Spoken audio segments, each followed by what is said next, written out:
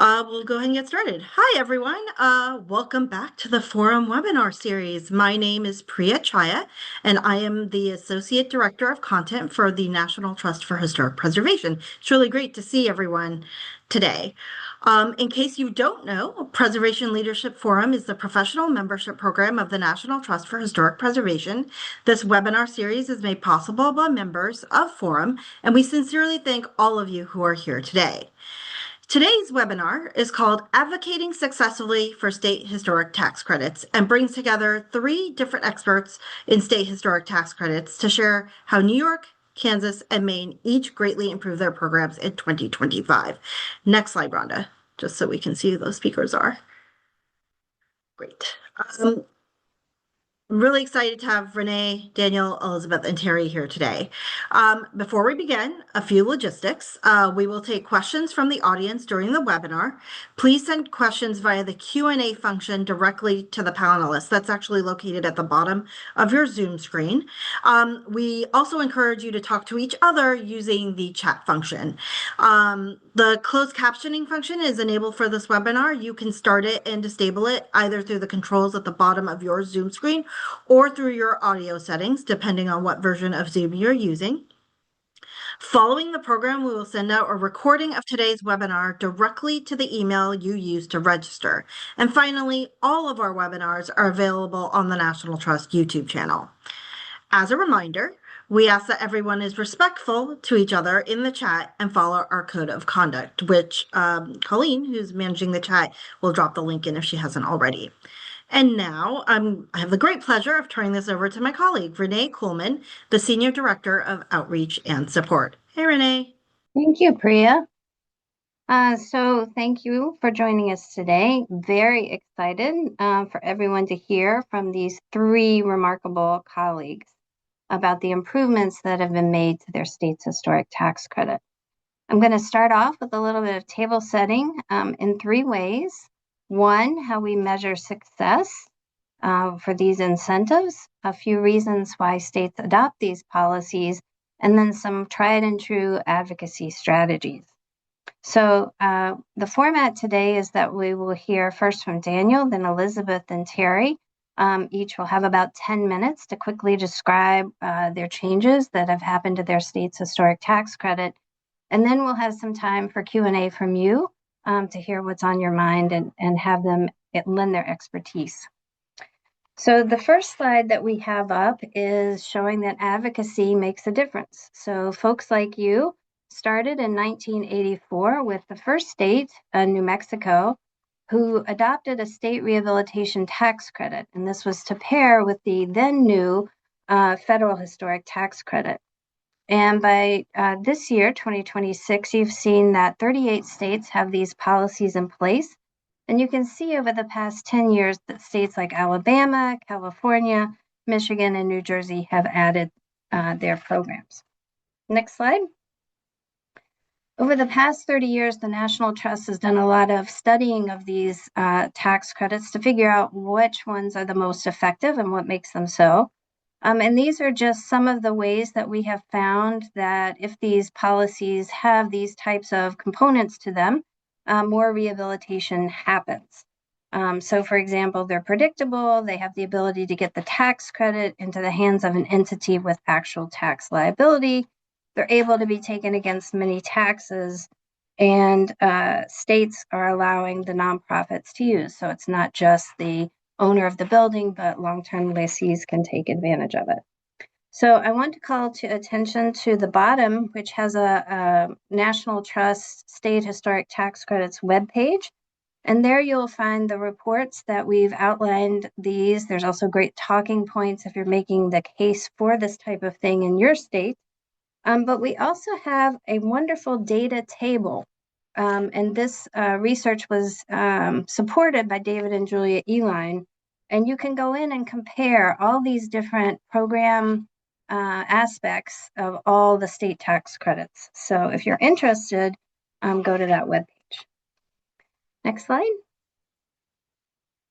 So the federal legislators are taking note of success at the state level. And so when they went to craft the federal HTC growth and opportunity bills, they looked at the states and they saw what was happening and how they were being successful. So you can see, if you look at the provisions at the federal level, that they took lessons from the state. And so hopefully those advocates for state historic tax credits can turn their expertise into advocating for making these same changes at the federal level. Next slide. So states put these incentives in place for many reasons, not least among which is to create jobs. And they do this not only to create construction jobs, and thanks to the research of Donovan Ripkema, we know that rehabilitation construction jobs, there are more of them created versus when you are putting up a new building. But it's also the new uses that are going into these often vacant or underutilized historic spaces that are creating the jobs. Next slide. This is a great story from the great state of Texas. One of the ways that we measure success is whether or not the federal rehabilitation tax credit is being used, which is an indication of a lot of rehabilitation activity happening within the state. Before Texas adopted its state historic tax credit, they were averaging about 3 to 5 tax credit projects a year. And now you can see, after the adoption of the state's historic tax credit to pair beautifully with the federal, that it's happening all over the state and not just in larger cities like Houston. Next slide. So this is also a reason why state legislators are putting these in place. This is an example from Newark, Ohio. And there was a small business owner who transformed the Brunswick building into the Market District lofts. And as a result, 5 additional historic tax credit projects have happened in that community since she did her own renovation. Next slide. States also use these incentives to create housing. And we know that housing is an acute need. And we also have a report that looks at how states individually have modified their programs. And you'll hear more about some of those states on this call. But I would say all of the states' historic tax credits are helping address the housing shortage in some form or fashion. So that's another reason why states are adopting these. Next slide. And then I just want to touch a little bit on the successful advocacy techniques that folks have used, because I know that's something that the folks on this webinar are going to talk a lot about. Coalitions are important, and who is there is also important, because they all want the same policy, but they're making the case from their own perspective.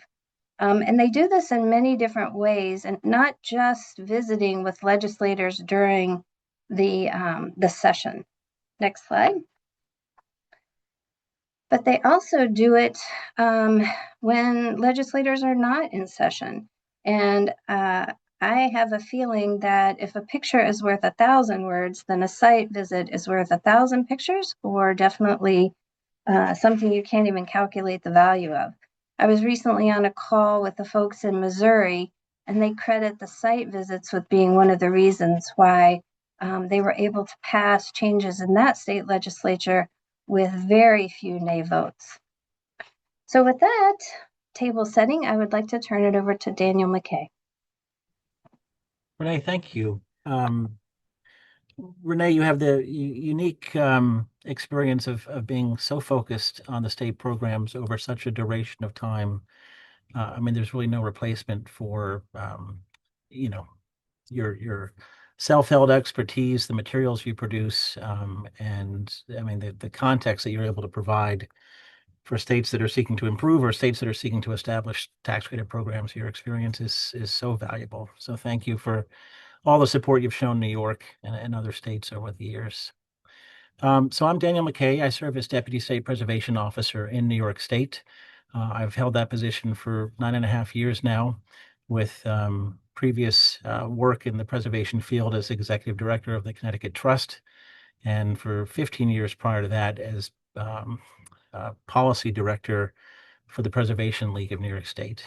And so I get to run now a program that I actually advocated for and helped get established back in 2007, which is kind of a neat experience. So we can go to the next slide.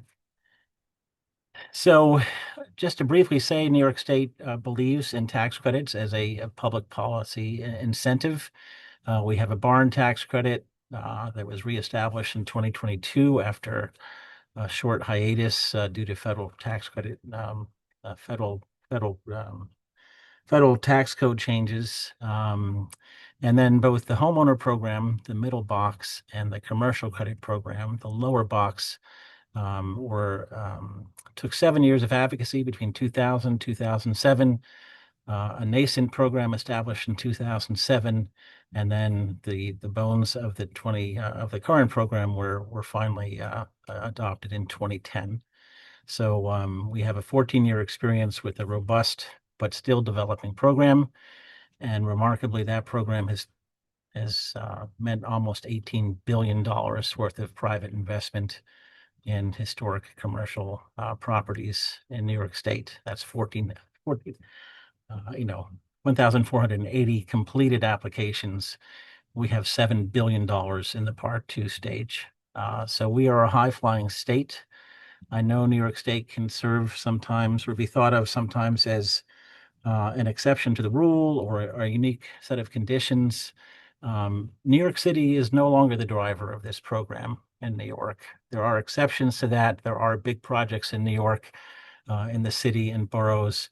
And most recently, the Public Housing Authority in New York City has found its way to using federal and state credits. And, we will be delivering billion-plus-dollar years for the foreseeable future because they're running public housing stock through the program. But 96% of our application activity occurs outside of New York City. We have projects as little as $14,000 in total QREs, and we start there.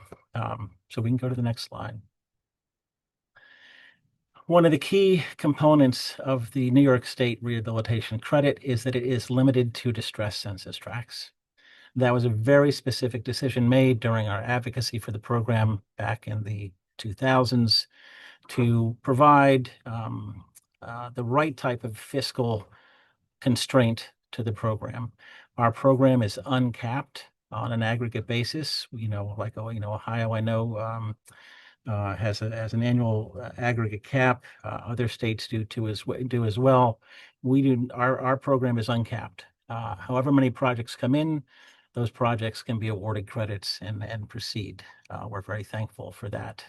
We have constrained our program. We have put fiscal constraints on our program in other ways. We do have a per project cap. Right now it is $5 million per building. We'll get back to that. There's an interesting little nuance with that. But the primary fiscal cap on our program is that it is limited to distressed census tracts. And what you see in green is where the state credit is available. So where it is not available, generally, is in sort of first-tier suburbs outside of major cities upstate. And then as you come down the Hudson River Valley on the right-hand side of the screen, you'll see the white areas. The green thins out, the white grows. Those are the populous and wealthier counties in the New York City metro area. And then same for Long Island.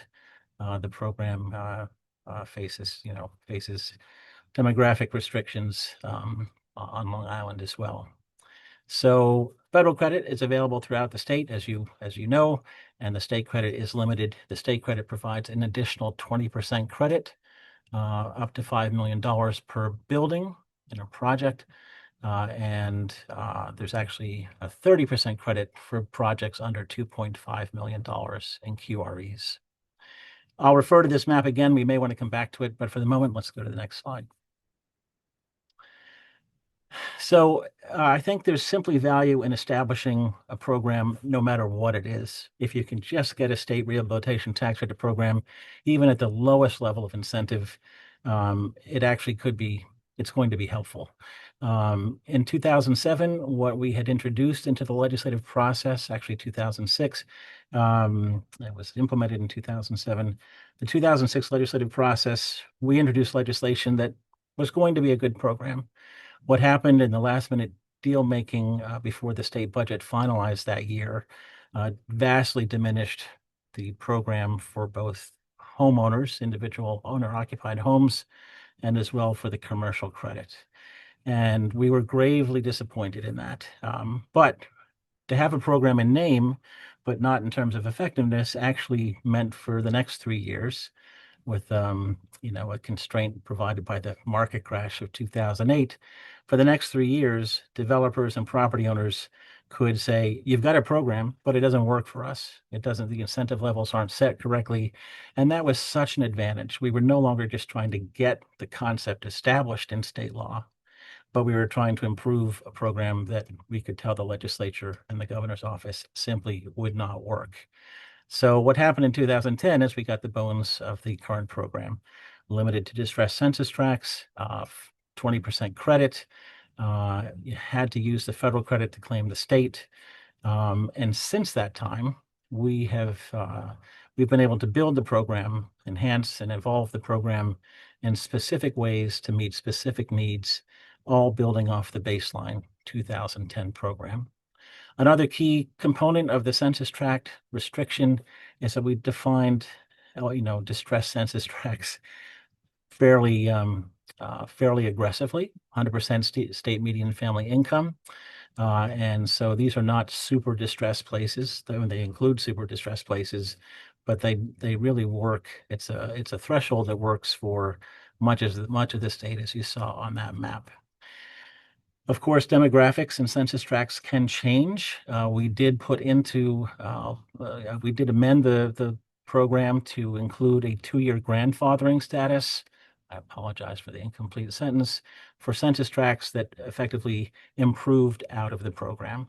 So if with the update of the American Community Survey data, when that comes, we run an analysis. We see which census tracts might fall out of the program. We see census tracts that come into the program. If you're falling out, you have a 2-year period just to start a project, to file an initial Part 1 or initial Part 2 if it's a PDIF, and you can complete the project, within a time frame that may exceed the 2 years. So you actually could claim the credit, in a 5-year period, even after your census tract is no longer qualified. We have since evolved the program to provide a census tract override for historic property development opportunities in the state park system. 250 parks strong, a lot of historic resources within the New York State Park System. We have evolved the program to provide an override for affordable housing development. So the state credit can be claimed anywhere in the state. All those white shaded areas are eligible to apply for the credit if you are developing affordable housing. We now allow for credit transfer. That was a change that was incorporated in last year's enacted state budget and will soon be implemented in the coming year.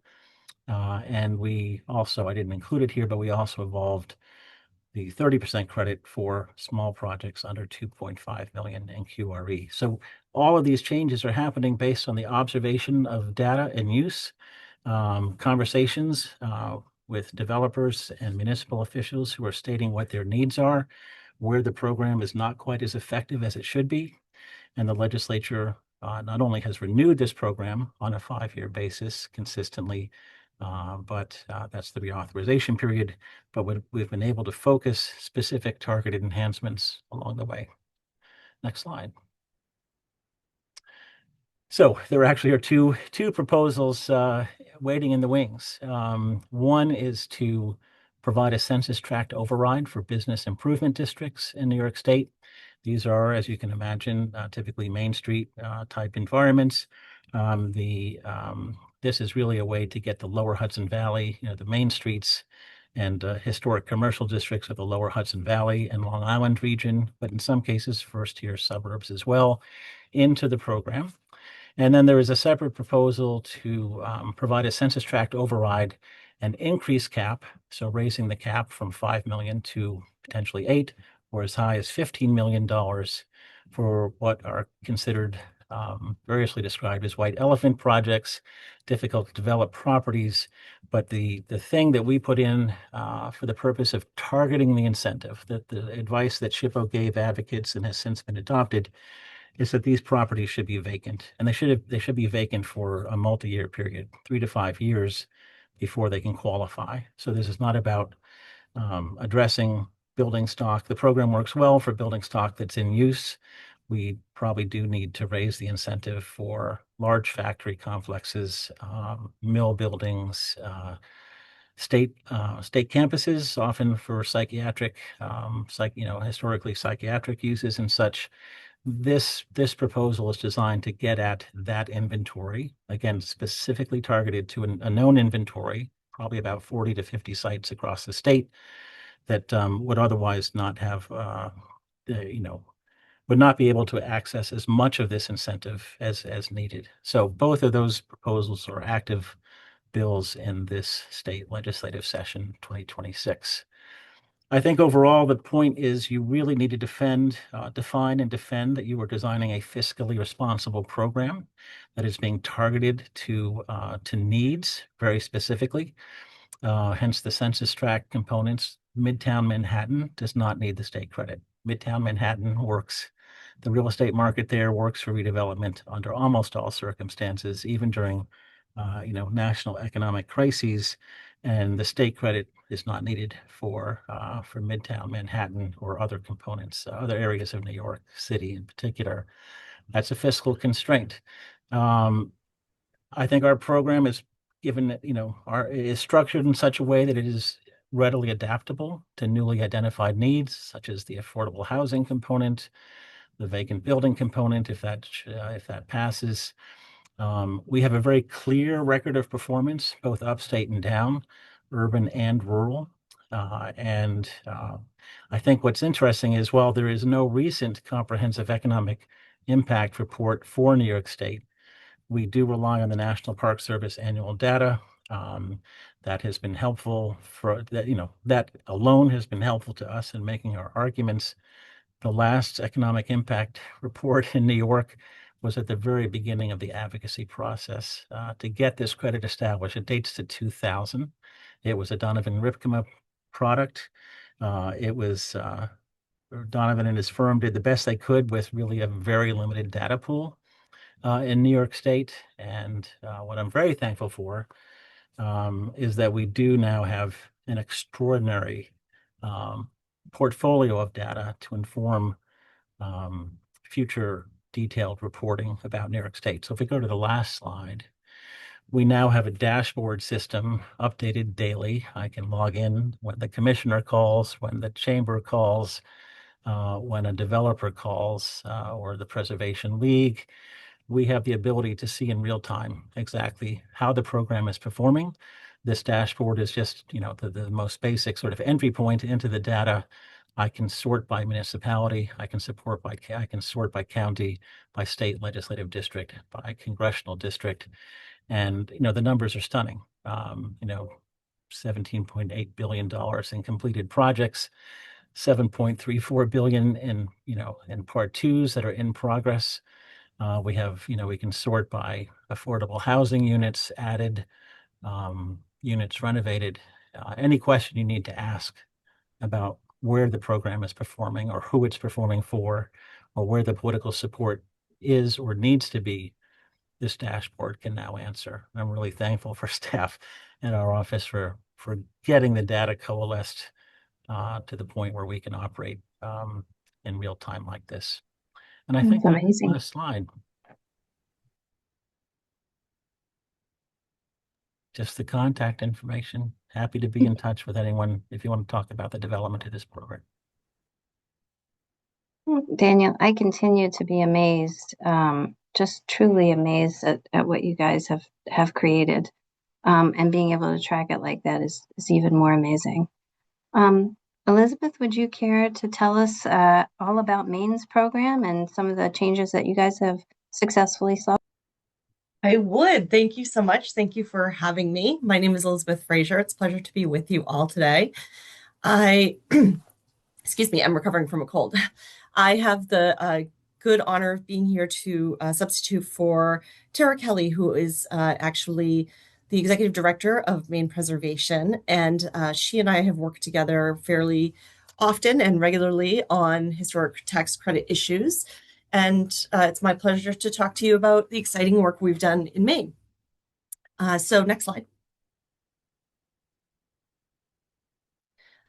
We are very lucky in Maine. I just want to sort of lay a little bit of groundwork to share that Maine loves historic preservation. And some of that is probably due to the fact that we have, a great deal of land and land mass. So there are less, obviously, constraints and pressures on them. But there's also just an ethos here that probably comes from the old Yankee mentality that you never let anything go. And so rehabilitation and redevelopment of these properties has been absolutely critical to housing production and to downtown revitalization across the state. In particular, it's worth mentioning that Maine historically was a significant manufacturing state, from blankets to shoes to, obviously, you all know, paper, but many other things besides. And we, of course, like many other New England towns, have very large mills that sat vacant and sort of running down for many years until the Maine Historic Rehabilitation Tax Credit, really came online and started to move things. So this is just sort of a very quick overview. The credit has resulted in 161 projects. As you can see, it's an absolutely astronomical amount of money for Maine for investment. And what you're seeing there on the right is the cover of the Office of Program Evaluation and Government Accountability report on the credit. They did this a couple of years ago. It was very positive about the credit, talked about how efficiently it runs, made some suggestions for improvements to help it run even better. And I'll talk about a little bit more of that in a moment. And really just pleased to have gotten such a good review. Not all programs are fortunate enough to make it through. And this one did, looking very good. So we're pleased with that. Next slide, please. So I want to just take a step back here and talk a little bit about how Maine's credit works. It's divided into two programs, the substantial credit and the small program credit. The small program credit is an example of something that the OPE report that I was just speaking about, suggested some changes to, and we're advocating for those changes, and I'll talk about that in a moment. But what you're seeing here is the substantial program, which is the program that has gotten the most use in Maine, absolutely. These are projects that are substantially larger in terms of cost, in terms of physical size, and they result in a 25% credit with, this is very important, a 10%, what we call the booster, for affordable housing. And that booster has really helped result in converting properties to affordable housing. In my, job with Moderator, I advocate for housing, and Maine is in a housing crisis, as is much of the country. And this has probably been the most successful tool to date in terms of actually creating housing, and in particular, creating affordable housing. Next slide, please. Okay, so I want to talk now about some changes that were made to the substantial program last year. They, excuse me, I told you I was recovering from a cold. 1 second.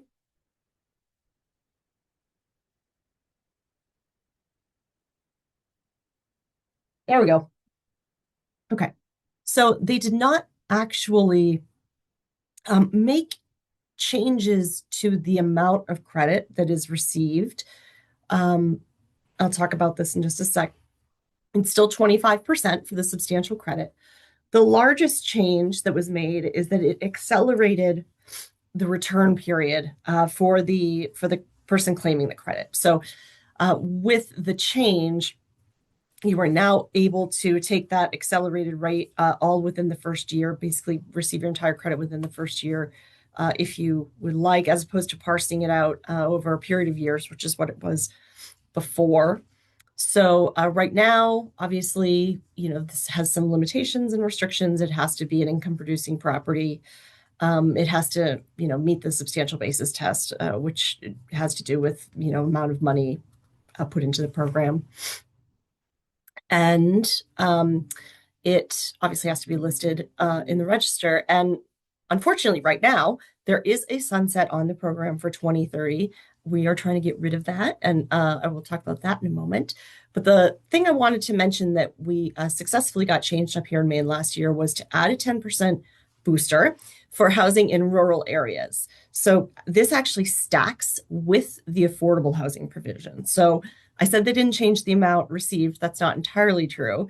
If you happen to be building in a rural area, and if you happen to be building in a rural area making housing, you can get an additional 10% booster. If the housing is affordable, your overall booster is 20% for a total of 45% credit, which is fantastic. And we think will really continue to help drive housing production in the state. Next slide, please. So I mentioned a couple of times, sorry, I've got to, yep, okay. Sorry, I'm working off of Tara's note, and I thought I had another slide in between here. So I wanted to mention that we have a bill right now that's been passed by the House and the Senate, which is great, big support, bipartisan support, to eliminate the sunset for the substantial program credit. I mentioned before it has the 2030 sunset. Obviously, the pipelines are long, and that date is starting to creep up very quickly, which is hard to believe because I just advocated for lengthening it what seemed like not long ago and was actually 5 or 10 years ago. So we're pushing for the elimination of the sunset just to provide predictability for housing creators. Next slide, please. Okay, so currently Maine also has the small program, and the small program would work for properties that are income producing and has a $250,000 maximum expense.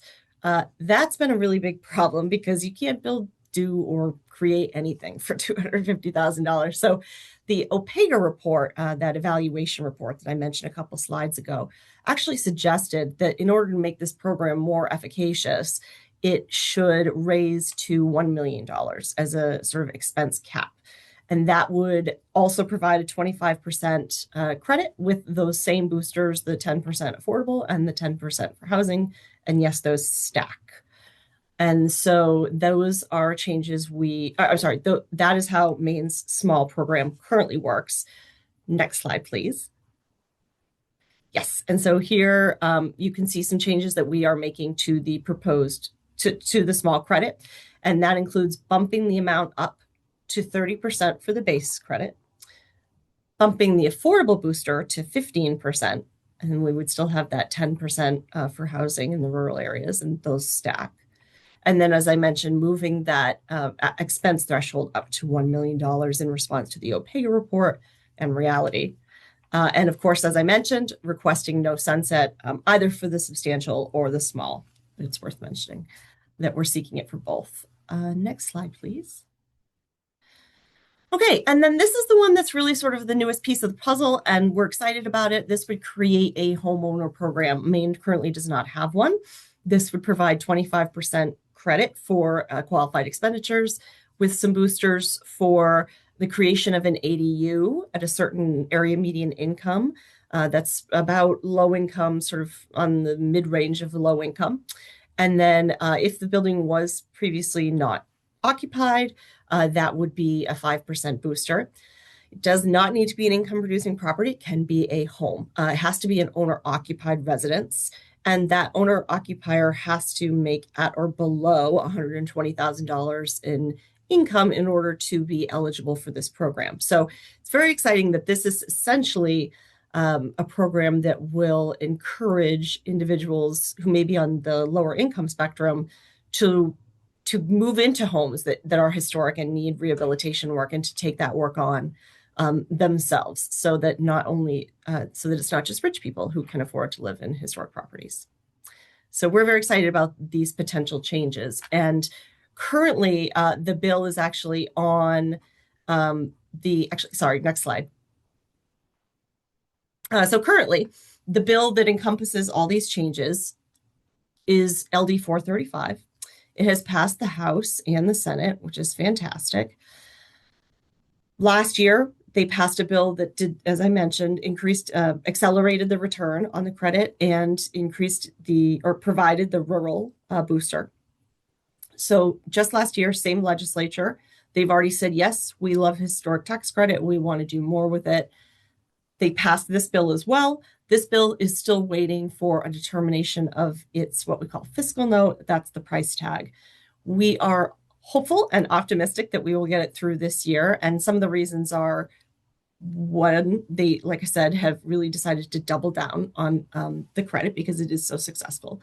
Housing continues to be a very significant issue in Maine, finding ways to create more housing, to do so in a way that's environmentally friendly. And there's nothing better than keeping construction that's already there so that you don't have to tear it down and use virgin materials for the carbon capture benefits. Like I said, it also really appeals to a broad range of individuals and audiences in Maine. So a lot of the work has not necessarily been done in Maine's most populous areas. Certainly, they're decent sized population cities, but they're cities that used to be much bigger and have declined because of the decline in manufacturing. So, because of the mill work, because of some work on senior housing and some vacant schools, there have been projects all throughout the state, and that's really important when you're advocating with a very large geographic area and you need to win over people on both sides of the aisle and to be able to point to projects that are in their hometowns, obviously is very significant factor in winning these fights. So what we are doing next and what we're asking all of our advocates to do is to reach out to the Appropriations Committee. That's the committee that considers that sort of fiscal note or price tag element, and the House and Senate leadership, because of course they have a voice in this as well. And the message is to make the credit permanent, improve the small credit. That's in response to the legislature's own report, and to create that homeowner program to create more equity for homeowners who want to own and be a part of Maine's historic heritage. And I'll just close by saying, we really are unbelievably lucky here in Maine because of the feelings and the good feelings around historic preservation. We want to continue to accelerate the program and try to get as much housing built as we can, but also to revitalize our downtowns. And we're happy that, like I said, the program is geographically spaced out, and we want to keep it that way. And very appreciative of all of our partners, which include actually a broad range of folks, and they really help us stay in this fight. So happy to answer questions later on, and pleased again to be here with all of you. Feel free to scan the QR code there. That will take you to Maine Preservation's page where you can learn more about this bill and what it will do. Thanks so much. Thanks, Elizabeth. What I thought was incredible about your presentation was that you were in responding to a report that had been done about the viability of the credit and how it could be even more useful to the state. I think that's amazing. So thank you for your presentation. Thank you. And now, Terry, tell us all about what happened in Kansas. Good afternoon. I'm Terry Humphrey, and I'm the Executive Director of Friends of Historic Preservation, also called FOHP. I serve as their lobbyist as well and have been working in this area for over 15 years, so I'm happy to be with you today. I'd like to go to and just sort of introduce to you a little bit more about FOHP, and that'll be on slide 2. There we go. Okay. Friends of Historic Preservation started in 2010 as a coalition of preservation advocates. Our mission is to advocate for public policy that promotes historic preservation and downtown redevelopment in Kansas.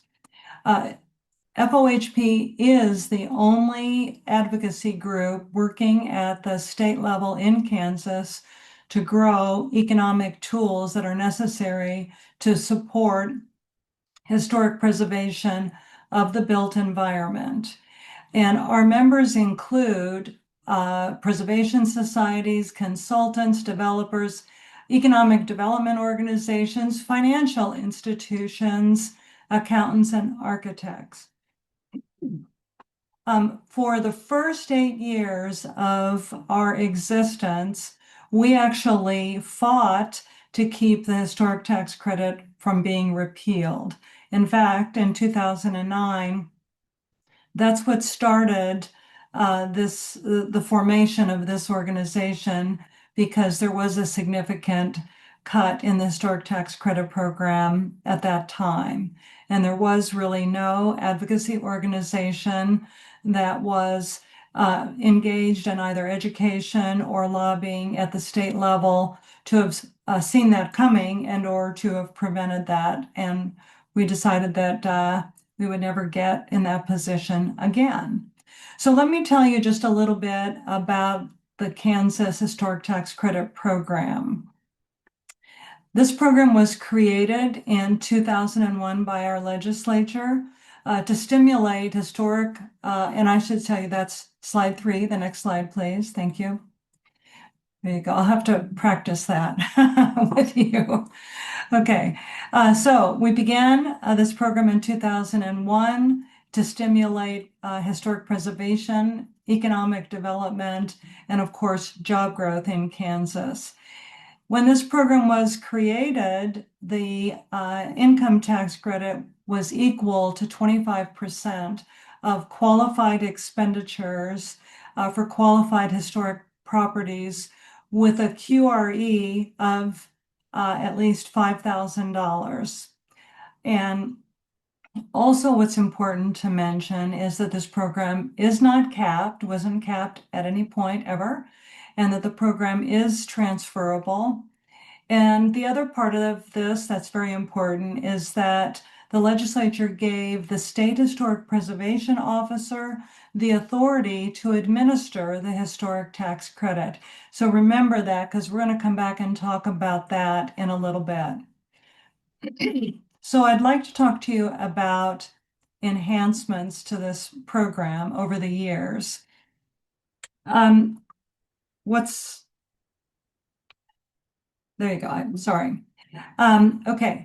After a decade of educating legislators about the benefits of historic preservation in stabilizing Main streets, rural communities, and also helping in the area of housing, legislators were ready to act. And in 2022, FOHP wrote, with the help of several legislators, legislation that would increase the historic tax credit program primarily to benefit rural areas. So let me tell you what that looked like in 2022.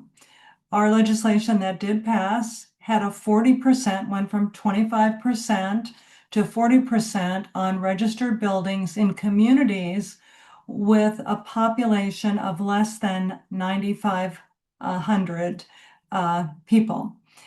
The other provision was that there was a increase from 25% to 30% on registered buildings in communities with 9,500 people up to 50,000 in population. For all other communities, the 25% tax credit stayed in place, and that was for communities that had a population of greater than 50,000 in population. So that provision right there was a huge stimulus, and the legislature felt very good about advancing this.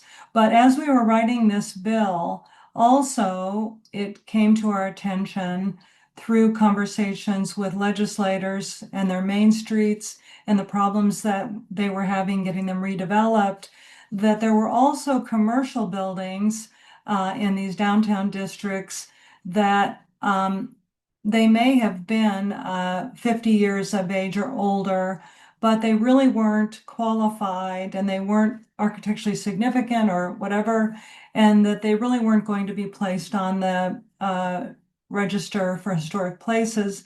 And as a result of that, they really wanted to be able to offer some incentive so that those buildings in between a lovely historic building would also be restored. And we also included in this legislation a 10% tax credit for non-qualifying buildings of an age of 50 years or older. And then in addition to that, a concern about housing and second floor Main Street space being converted into apartments or condos or homes, and the need for fire suppression, often which was required in these commercial buildings, and the need to also have some incentive and an income tax credit that would benefit the requirement for those fire suppression systems. So we also added another 10% tax credit for fire suppression. This measure passed in 2022 and became law as of July 2022. And that really was a big boon to the historic redevelopment in a lot of small towns. Legislators started seeing the impact of that. And then also what happened at that time is that bigger cities who were 50,000 or larger were like, hey, wait a minute, we really want to participate in this enhancement. And so there was sort of a groundswell of developers and some legislators who were saying, we need to take this really wonderful program that is doing a lot for our communities and expand it again. So in 2025, FOHP was successful, and we worked in a coalition to pass Senate Bill 227. And thank you for managing those slides so beautifully. So what did that legislation do? It expanded the state's historic tax credit to 40%, essentially for all projects across the state in towns of really any size, provided that these projects were in a population of over 50,000, and they were spending at least 50,000 or more in qualified rehabilitation expenses. So that was a big bump, because that meant all of our large communities across Kansas. We don't have a lot, but we do have some good-sized cities were able to take advantage of this. And also for projects, though, there was a little bit of a concern that if people weren't spending a significant amount of money on these projects, then in towns that were above 50,000 in population, that maybe they should not be realizing that 40% tax credit. So for projects in towns 50,000 or more in population, but they're only spending 5,000 or less than 50,000, the tax credit does remain at 25%.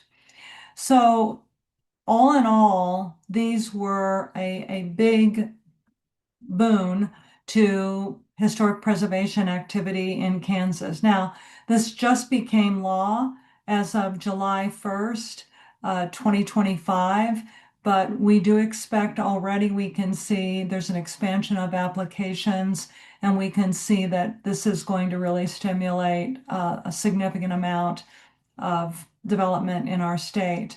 I will mention that one of the provisions, though, that we did have to accept into this bill, which was fine, there was an amendment to our bill that was added that indicated that the Kansas Department of Revenue, before issuing a tax credit, or if someone was claiming a tax credit along with their income tax, that they would do a double check to make sure that that taxpayer did not owe the state of Kansas any back taxes. In other words, if they did owe back taxes, then that back taxes would be paid out of a portion of that tax credit that they were submitting with their income tax.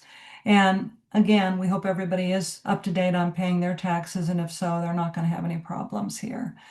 So we'll go to slide 6 and talk to you a little bit about why this program has worked so well for us here in Kansas. So over the last 25 years, the Historic Tax Credit Program has proven to be a really, really effective economic development tool in our state. There's been more than $1 billion of investment in those 25 years. More than 2,000 projects have been completed. We know that there have been more than 14,000 jobs created. And I can tell you from the feedback that I get from legislators now, and especially over the last 4 years, they come to me and say, "Oh, wow, you should see this project. It's just been completed, and it's really improved our community a lot." So I think that there's nothing better than show and tell, and we'll talk about show and tell here in a moment. But even though everything has really gone well in terms of the legislature embracing this program, there still are some issues, like there always are.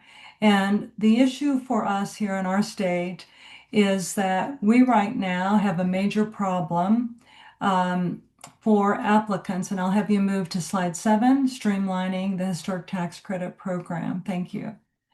So what is occurring at this time is that applications with projects over $1 million in costs are being bifurcated in the administration of reviewing those historic tax credits. So this administration now is awkwardly straddled between two state agencies, and let me explain. The Kansas State Historical Society reviews applications for tax credit projects with a QRE below $1 million. And I will tell you, in our state, that's 80% of the tax credit projects.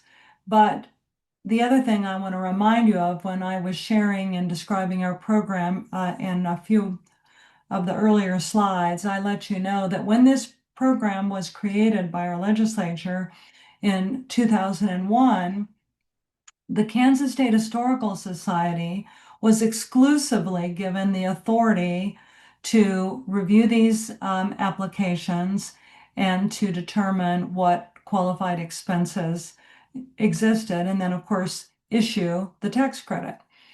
But what has transpired in the last 10 years is that the Kansas Department of Revenue has inserted itself in this review process, and they are reviewing applications for tax credit projects that are over $1 million in QRE. And this split, if you will, has created significant problems. There's a lot of confusion, there's duplicative work being done, and sometimes, because the Department of Revenue is not knowledgeable about the historic tax credits and the Department of Interior standards and many other things, that sometimes appropriate qualifying expenses are being denied. I will tell you that this is a serious problem in our state, and one that Friends of Historic Preservation will be working on diligently, and has been working on, and we're going to continue to work on. So let me tell you, then we'll go to slide 8, improving the tax credit program. Thank you. So as I mentioned before, the authority to review this program, administer this program, according to our statute, does lie with the State Historic Preservation Officer to review and administer these projects and tax credits. Because we are wanting to advance and get changes made, we have worked jointly with our State Historical Society to develop new historic rehabilitation tax credit program guidelines. We took about 18 months months to look at a lot of other state guidelines and to craft our set of guidelines. And our guidelines are very, very, very good. They will streamline the administration of the program. It will be primarily done electronically, applications, and a very easy administrative system. And we are very anxious to get these new guidelines in place. But we've asked the Department of Revenue to voluntarily step aside. At this point, they have not. And until that happens, these guidelines cannot be published. So that is a problem. We'll go to slide 9, please. And there we go. So our advocacy agenda for 2026 and beyond, we have a number of things that we would like to achieve. One is, as I've just discussed with you, we want to streamline the administration of the Historic Tax Credit Program and obviously ask and maybe compel the Department of Revenue to step aside so that that can happen. And obviously, our big objective is to protect the gains that we made in 2022 and 2025 with the tax credit enhancements. One of the things that we've learned over the last 15 years is the legislature can giveth and the legislature can take it away. And we know that we have to continue to educate and to tell these stories in order for the legislature to continue to be invested in these enhancements. Plus, we do know that right now the state of Kansas is spending about a $9 million, $10 million a year on the historic tax credit program. That's the amount of credits that are being issued generally. We do know in the coming years that that number is going to jump significantly. And when that happens, and maybe there's a legislative post-audit report explaining that to the legislature, we don't want them thinking, hey, we got to cut this in order to, save revenue. So we'll be working hard on that. We also need to, in order to make that case, develop an economic impact tracking system that also has an annual report to show the benefits of the tax credit. Our state has used the Rutgers Economic Impact Program in the past to show the benefits of this program, but I will tell you that Rutgers model has not been updated. So we are looking for a new model that can be embedded in our state historical society to tell this story.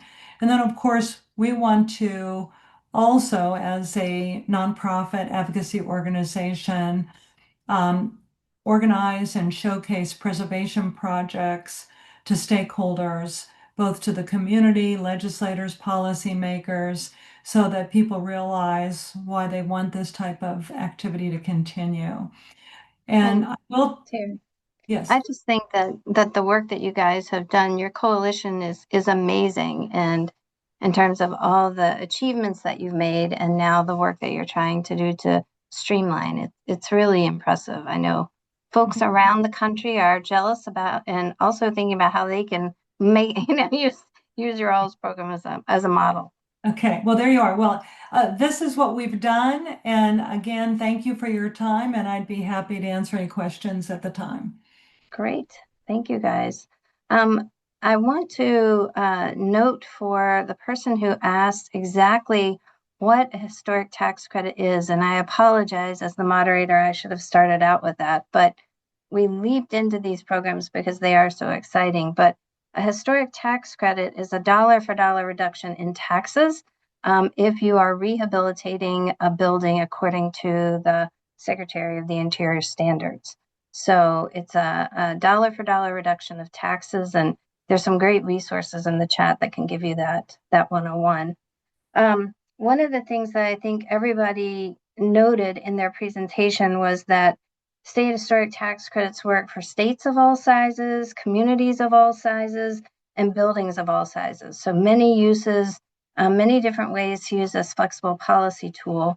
And that language matters. I thought there were some really good lessons around, I love the boosting language that Maine was using, and the override language that New York was using. So there are a couple of questions. Maybe we could take them really quickly. There's a question for you, Daniel, about what was the rationale for the targeting distressed communities? I think you started to answer that, but maybe you could give a more fulsome answer. Sure. So the 2007 legislation did not include any targeting provisions. The 2010 legislation, which expanded the level of incentive, 5 million up to $5 million per project, et cetera, did include targeting restrictions. Quite frankly, because there was a concern that New York City, the number of potential projects in New York City were going to cost the state a significant loss of revenue, right? Every credit is revenue that is repurposed by state government. So in designing a program that seemed to be trying to find the right level of incentive versus fiscal restraint, how do you target this where it is most needed? Um, this program is seeing a lot of use in parts of New York City and the boroughs, but not all parts because it is not needed in all parts. So the census tract restrictions were very much designed to make sure the credit was primarily directed where it was most needed from the very inception of the program. Okay. Subsequently, obviously, certain policy considerations, such as affordable housing, we need affordable housing even in the wealthiest parts of the state. So there's the reason for the override for that, for projects with that purpose in mind. All right. Thanks, Daniel. I think this question is for Elizabeth and maybe also for Daniel. So how is the AMI determined for these projects, and how long do the units have to remain as affordable housing? Ooh, you're stretching my memory on the affordable housing time limit. It is either 30 or 45 years. Apologies that I don't have it off the top of my head. Sorry, what was the first part of the question? Who is Oh, the certifying AMIs, that? yes. So don't quote me on this, but I'm fairly certain that we would be this. This is new. Currently, there's no AMI restrictions under Maine's historic tax credit. This would only be for the homeowner project, and we would look to Maine Housing, which publishes low-income housing numbers, and they publish those AMIs up to 120%. So we would just use their numbers, I believe. Great, thank you. So the person who asked, can these nonprofits use these state programs? That varies from state to state, and we do have a wonderful data center on our webpage where you can go and check and see if nonprofits are able to use that. And then one last question, and Terry, we'll leave it with you, and then the other panelists can chime in. What are the biggest challenges for getting legislators to enthusiastic about what you're proposing? So, Terry, what was the biggest challenge that you had to overcome? Biggest challenge was we had to relate it to something that they are interested in, whether it's rural housing, main streets, a building in their community that is much loved and nothing has happened to it and it's sat there vacant, and vacant. And so we really had to motivate them. We really had to be prepared to talk about their local story and find out every time we talk to a legislator, we ask them, are you interested in historic preservation in your community and what's happening? And with that information, we're able to make connections. So I would advise that as being the most significant thing to motivate people. Great. Daniel or Elizabeth, any last thoughts about how to get legislators on board?